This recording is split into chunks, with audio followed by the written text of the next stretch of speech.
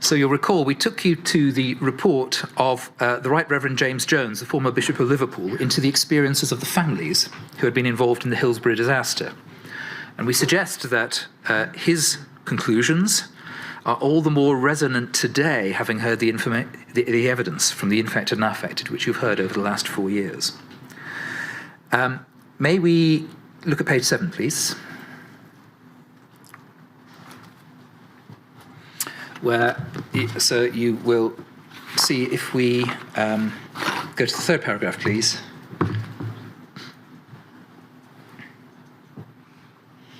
He said this, and so this touches first of all on candour, but secondly on how you yourself will in due course express your report and your conclusions.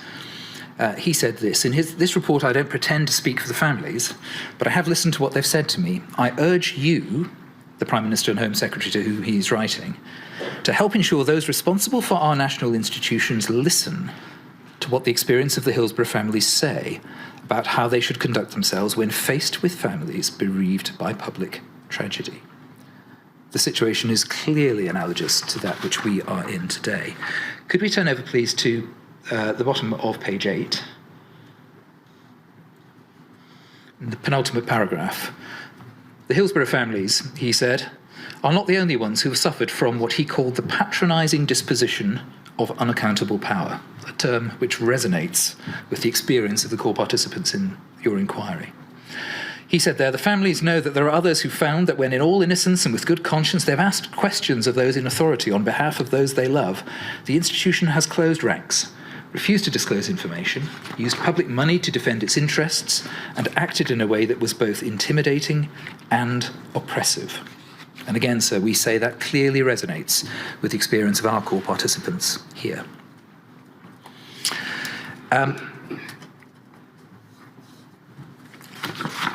Could we please turn to page 13, internal page 7? So you'll recall that in the preliminary hearing, I took you to this, which is what he proposed as a charter for families bereaved through public tragedy. And we laid down the challenge to government bodies to comply with that in your inquiry. They said they would, and we are entitled, therefore, to scrutinise whether they have done and do. And you'll see there that he invites the public body to commit to becoming an organisation which strives to, in the event of a public tragedy, skipping some words, support the bereaved and protect the vulnerable. 2, place the public interest above its own reputation. 3, approach forms of public scrutiny, including public inquiries and inquests, with candour in an open, honest and transparent way. And 6, if we jump right down to there, recognise that we are accountable and open to challenge. We will ensure that processes are in place to allow the public to hold us to account for the work we do and the way in which we do it.